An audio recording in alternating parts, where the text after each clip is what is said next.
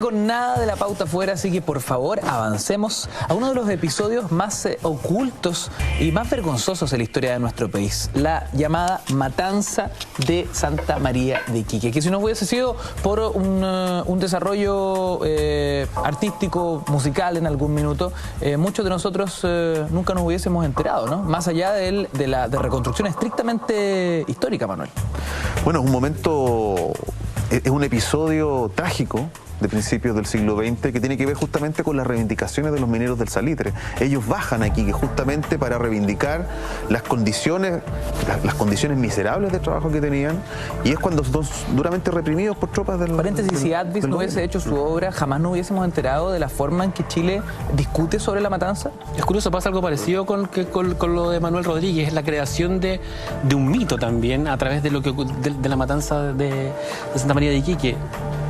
Si me preguntas a mí, yo me entero del hecho por el disco de Quilapayún que estaba en mi casa escondido durante el dominio del imperio, ¿no? Que era como, no había que escuchar esa música, y tú pones el disco y entiendes y escuchas esa historia y te queda adentro, y es una historia extremadamente dramática que tiene todos los ingredientes, insisto, de un buen relato.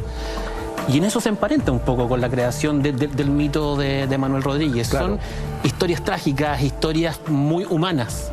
Pero yo creo que en la visión, como lo dijo Sergio Grés en el último programa, es una serie de masacres y matanzas. No es una sola. No es ni la primera ni la última. No es la primera ni la última. O sea, lo segundo es obviamente la más visible y la más masiva. Pero un año antes, los ingleses se habían armado en Antofagasta, de la compañía ferrocarrilera, y hay una matanza en Antofagasta. Mueren alrededor de 27 carrilanos y sujetos vinculados a la empresa de ferrocarril. Se sabe poco, ¿no? Pero cuando digo esto, la pregunta es ¿por qué, cierto? Y lo dice bien la cantata, ¿no? ¿Por qué se produce esta gran movilización obrera? Y es lo triste de esta historia, y por eso duele que no se cuente. En el caso de Antofagasta la conozco bien. Por 15 minutos para tomar té en la mañana, ¿no? Las peticiones, cuando ustedes leen el petitorio obrero, es un petitorio básico, que uno dice, ¿por qué no otorgaban esto? Si tenían en sus manos la riqueza del mundo, si tenían en sus manos la capacidad de satisfacer a esta gente que quedaba, y esto es lo importante, quedaba cesante durante 6 o 7 meses del año, porque quienes controlaban la venta del salitre a nivel internacional manipulaban el precio a través de la exportación o el cese de la producción. Y entonces, para manipular el precio, el asunto del salitre es la primera transnacional que funciona con una commodity a nivel mundial. Y entonces ellos controlan el precio y juegan con el precio a través de las combinaciones. Y al hacer eso, están jugando con la vida de la gente, que tienen que vivir 6, 7 meses, 8 meses del año sin trabajo, y obviamente tampoco sin pulpería, sin ingresos. Esclavitud. En las peores condiciones del desierto. Quiero saber qué pasó exactamente dentro de lo que podemos reconstruir, ¿no?, en la Escuela Santa María. ¿Cómo fueron los hechos cinematográficamente narrados? Manuel.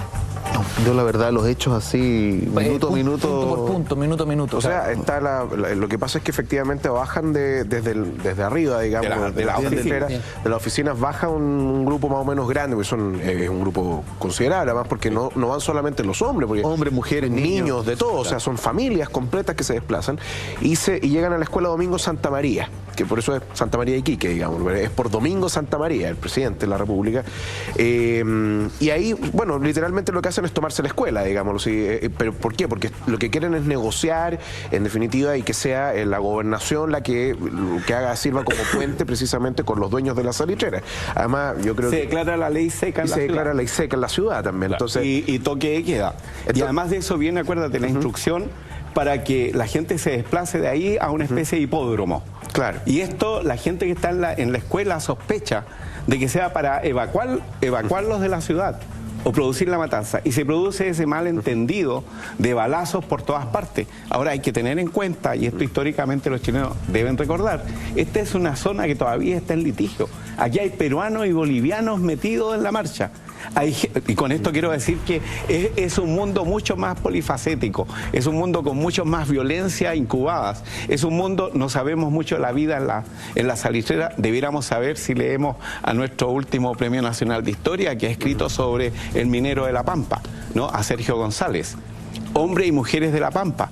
esto que Chile nosotros también, que es posterior a la Guerra del Pacífico, la reminiscencia. Y todavía se está litigando por los territorios. Eso es muy interesante. De alguna manera, cuando uno hace un análisis de la historia del mundo y uno dice que la Primera y la Segunda Guerra Mundial básicamente son dos procesos de uno muy largo, en que Europa siempre estuvo de guerra más o menos desde 1870 hasta 1945.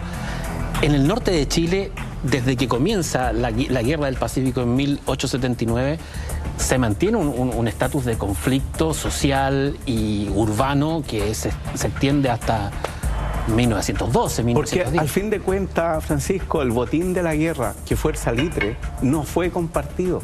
No, pues. Nosotros podemos hoy día viajar por el desierto y ver las ciudades abandonadas y visitar las mansiones de los grandes magnates salitreros. Son fantasmas de una... Claro, pero las mansiones en Santiago, el que empiecen a importar champaña de Francia, que importen los adoquines de Francia para pavimentar sus calles en Santiago. Vale decir, es donde se muestra entre 1880, yo diría, y 1924, el Río Saules, es donde se muestra el Chile más crudo. Un Chile de grandes diferencias sociales. Un Chile imperial también, recordemos que se armó hasta los dientes sí, claro. y compraron barcos de última tecnología. Tan imperial que Estados Unidos se preocupó justamente del carácter militar. O sea, la Armada... se hizo una carrera armamentista en el Cono Sur, de hecho. Pero con esto no olvidemos, ¿cierto?, que es también, y por eso no nos sorprendamos, no, frente a toda esa injusticia, frente a todo ese abuso, ¿qué es lo que surge? Surge el comunismo. Surge la movilización social. En el norte de todo Chile. De Arica a Punta Arenas está surgiendo las células del Partido Comunista, el movimiento social, el movimiento anarquista, la prensa obrera, la movilización social. O sea, la gente tampoco se quedó quieta. Y eso es importante en esta historia que no se cuenta, el que la gente pobre no aguantó que los pasaran a llevar sistemáticamente. Si es que aquí había un botín de la guerra, ese botín había sido capturado también gracias a las tropas, al bajo pueblo que se enrola en los regimientos de la guerra. El botín de la guerra era Manuel, inglés. Hablemos de uno para que así la gente en casa pueda ir entendiendo el relato. De la masacre, porque hay que decir, fue la masacre de la Escuela Santa María, es justamente que ese recuerdo de la población, no es solamente la obra musical, sino que la gente de Iquique lo recuerda, quedó en la memoria de los iquiqueños ese evento, justamente porque ahí no hay una revuelta, no hay un enfrentamiento, es literalmente una masacre, se da la orden, digamos, de matar a las personas. ¿Cuánta gente se especula muere ahí? Porque bueno, hay cifras bien... Claro. Es lo más lamentable de la cantata, ¿no? Que finalmente Advid señaló que los 3.600 sonaban. 3.600 fueron asesinados. ¿Qué sonaba? Ahora se habla de 297, se habla de 600, pero nunca se supera, hasta donde yo he leído, el millar.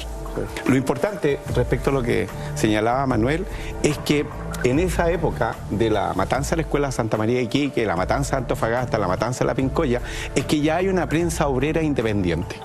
Y eso es importante, el papel de los medios, ¿no? Hay una prensa obrera independiente que difunde a través del país. Es muy interesante leerla. De qué manera ellos inmediatamente, por ejemplo, la poesía popular, la lira popular que origina la matanza.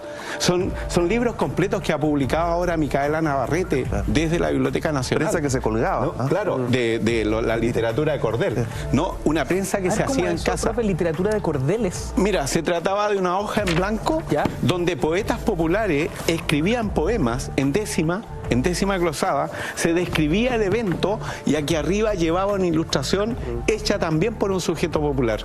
Es la primera muestra, por así decir, gráfica de lo que es la capacidad y la inventiva del mundo popular. En ese momento el mundo popular adquiere voz. ¿Y qué es lo que adquiere? Justamente las denuncias que hacen. Primero, es casi un fanzine político. Claro, es un se pasquín. Colgaba. Es un pasquín. Y esto se vendía en las estaciones de tranvía, en las estaciones de trenes, en las calles, la famosa lira popular. La profesora Alejandra Araya en la Biblioteca Nacional y la profesora Micaela Navarrete también en la Biblioteca Nacional, la Alejandra en la Universidad de Chile, han hecho un gran esfuerzo de rescate y reconstrucción de estas liras. Y es bueno que la gente sepa que hay estos antecedentes de 1900, ¿no?, de 1880, donde el mundo popular se ha expresado por su propia voz. Prensa, es humor gráfico, todo eso. Tengo una pregunta.